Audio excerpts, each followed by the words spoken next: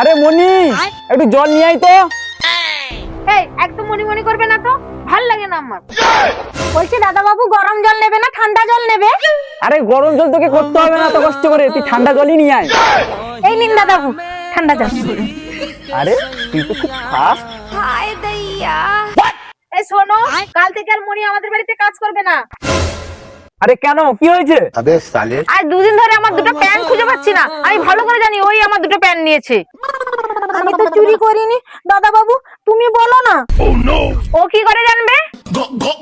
দাদা বাবু সত্যিটা তুমি বলো না, তুমি তো জানো আমি কোনোদিন প্যান্ট পরি না।